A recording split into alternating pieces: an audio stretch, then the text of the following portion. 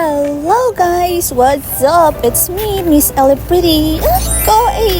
So ngayon, nandito kami sa labas ni Mama. And kakauwi ko lang kasi galing ng Aborlan.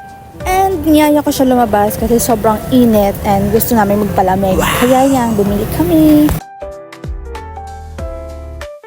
And siya nga pala guys, marami nagsasabi na parang kapatid ko lang daw si Mama. Hindi po talaga, hindi ko siya kapatid. Mama ko siya mga ate, mama ko siya.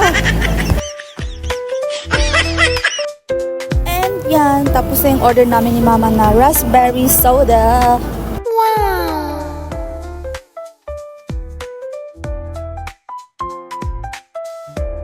Nasiman si Mama!